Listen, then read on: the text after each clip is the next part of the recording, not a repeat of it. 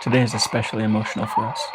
Just over 30 hours ago, we heard about the terrifying news of the 6.9 earthquake that struck off the northern coast of Cebu in central Philippines. We finally heard back from family and friends. Knowing that our loved ones are safe has allowed us to start processing everything and talk about it. See, Melinda's from the Philippines. She's from the next island over to the west, Negros, Visayas. So this hits really close to home for us. Melinda's family, who live on the nearby island of Negros Occidental in the city of Sagay, are safe and sound. We also have a house being built in Negros, and thankfully, it did not sustain any damage. It's still incredibly difficult not being able to help them in person, but hearing from them brings some relief and comfort. Today we'll cover the impact of the earthquake, updates from the ground, government responses, and ongoing relief efforts. Lord, stop! Lord, please! Oh my God, Lord! Lord! Lord, please! Lord! Jesus' name! All while reflecting on the emotional reality of being far from those we care about and love, family, friends, during this difficult crisis. Our thoughts and prayers go out to everyone affected. As of now, reports confirm at least 72 lives are lost, over 300 people injured, with casualties concentrated in Bogo City, San Ramigo, and the surrounding towns. Many fatalities were caused by the collapsed buildings, including homes, schools, historic churches.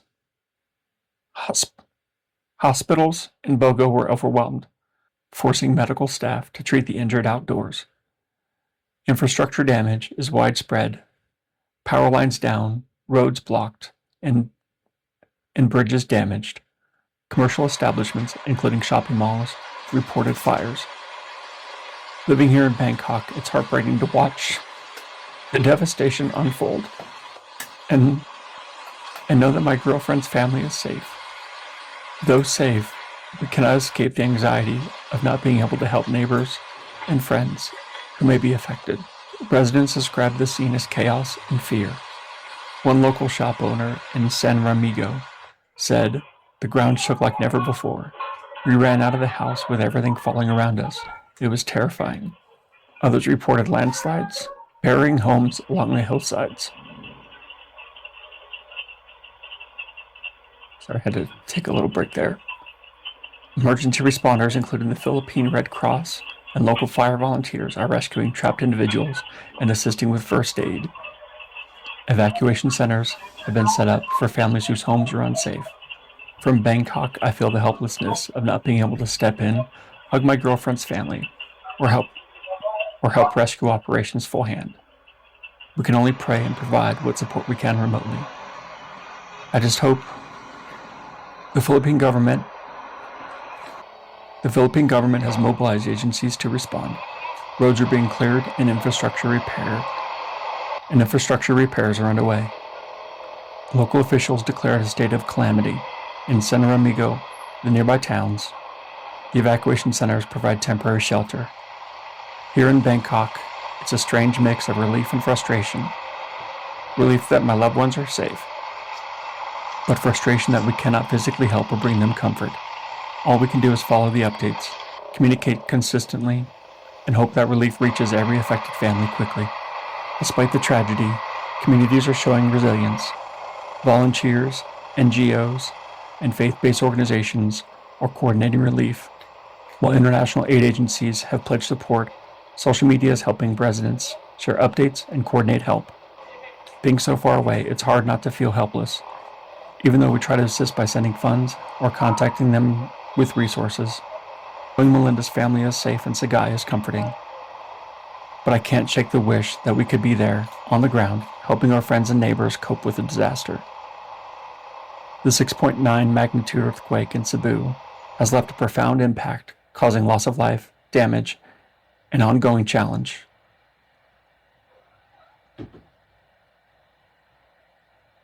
An estimated 87 buildings have been destroyed or severely compromised, and nearly 600 homes are impacted in some way. Reports suggest over 170,000 people are affected by tremors, damages, or displacement. In towns like Bago, San Ramigo, Medellin, Tabulan, and Danpandayan, the damage is concentrated. Hospitals in Bogo are overwhelmed, and many patients are being treated outdoors due to overshock risks and damage to buildings. Overnight and through the day, an all-hands mobilization is underway. Military and Navy deployment, the Philippine Army has deployed troops to assist local governments in clearance, search, and support missions. Naval forces have mobilized vessels, BRP Dugapan City, LS-551, to deliver medical teams, supplies, and aid to coastal hard-to-reach places. Doctors, nurses, and emergency medical units have been sent from Manila and regional centers to reinforce local health facilities. Organizations such as AmeriCares are responding, focusing particularly on restoring health services for survivors. Thousands of volunteers have registered to help pack relief goods, sort donations, and distribute supplies in the Cebu provincial capital and other staging areas. The national government has directed agencies to provide relief goods, activate emergency funds, and extend zero balance billing for quick victims needing hospital care. The Department of Public Works is working to clear roads, repair damaged bridges, restore connectivity. Utility companies are restoring power lines, water systems, and telecommunications. In coastal areas, relief teams also monitor for secondary hazards and ensure that supplies reach islands or barangays cut off by landslides or damaged roads. In coastal areas, relief teams also monitor for secondary hazards and ensure that supplies reach islands or barangays cut off by landslides and damaged roads.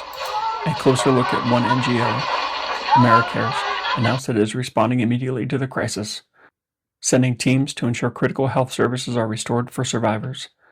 Their approach typically involves not just emergency care, but training, coordination with local clinics, setting up temporary health stations, and providing medical supplies for extended recovery periods.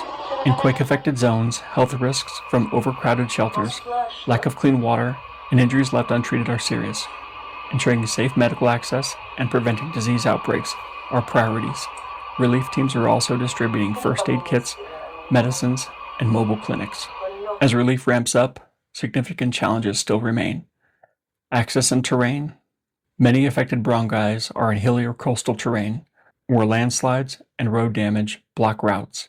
Getting vehicles, heavy machinery, and even foot teams into those areas is slow and dangerous. Over 700 aftershocks have been reported, ranging from a magnitude 1.4 all the way up to 4.8, complicating relief and jeopardizing structurally weakened buildings.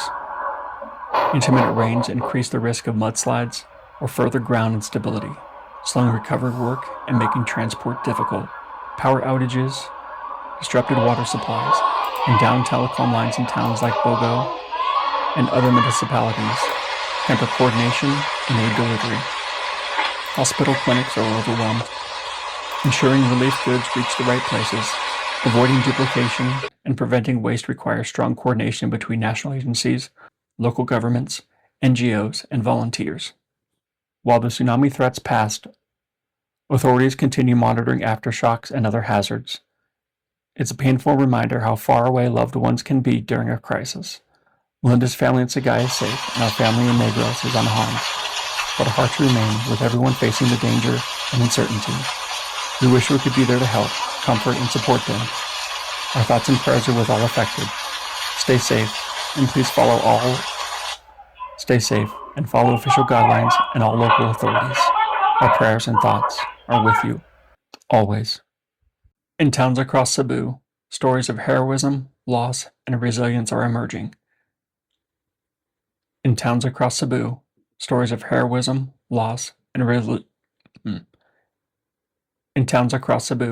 stories of heroism, loss, and resilience are emerging. In San Domingo, during a local basketball game, part of the gymnasium collapsed, tragically killing several first responders and participants. In Bogo, rescue teams are working through piles of rubble. Many families spent the night outdoors, fearing aftershocks. Amid the tragedy, volunteers are stepping forward, neighbors helping neighbors, local barangays organizing food kitchens, relief package stations, and temporary shelters in school grounds or open fields. Many quake victims prefer staying outdoors, even as rain falls, fearing re-entry into damaged houses. The government leadership is actively involved. President Ferdinand Marcos Jr. has visited Bogo and other affected areas to oversee relief operations and personally assure assistance. He pledged to restore basic services in Cebu, power, water, communications, within 2 days in many parts. He also mandated zero balance building for quick victims needing medical treatment, meaning hospital survivors won't owe hospital fees.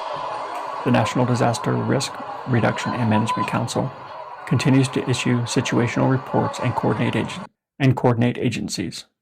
Local governments are using newly declared states of calamity to draw emergency funds, expedite procurement, and organize relief distribution. Church and civic leaders are also calling for structural inspections of all public buildings, especially churches, schools, and municipal offices, to ensure safety before resuming functions. These measures aim to provide immediate relief and set the stage for recovery and rehabilitation. Looking forward, relief efforts will shift toward recovery. Many displaced families will need temporary shelters or relocations. Plans for traditional housing will be critical in areas where homes are completely destroyed. Building damaged infrastructure, roads, bridges, schools, public buildings will require time, resources, and proper engineering to mitigate future risks. With historical churches damaged, including the Dampundayan Shrine, there will be community pressure to restore these cultural landmarks. Many households have lost assets, tools, or shops.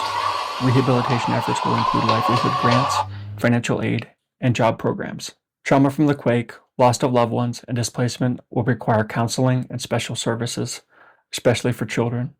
Aftershocks may continue, and ground stability in landslide-prone zones will need surveillance. Ensuring that international aid and private donors are channeled properly, accounting for needs on the ground, and avoiding overlap or neglect of the hardest hit barangays. As the relief phase transitions into recovery, the community's needs are immense. Here are ways people watching can help. Donate to reputable organizations already active on the ground, local NGO, Red Cross, medical relief groups. Coordinate with Filipino diaspora groups to fundraise or send needed supplies intelligently. Spread verified information so relief agencies know which barangays remain underserved. Volunteer if you're local and able. Many aid groups needing logistical support, medical professionals, planners, and on-the-ground help. Advocate for long-term resilience, ensuring rebuilt structures follow safer building codes, and that vulnerable communities are prioritized. The road ahead for Cebu and the surrounding provinces is steep. The initial shock is past, but the struggle to heal, rebuild, and restore normalcy is just beginning. Relief teams are working tirelessly against aftershocks, terrain challenges, and resource constraints. But communities are showing courage, solidarity, and resolve. As we follow developments in the coming days, we'll keep you updated with stories of survival, recovery, and hope. Thank you for staying with us during this difficult time. To all those affected, our thoughts, prayers, and support are with you. Stay safe, stay strong, and stay informed.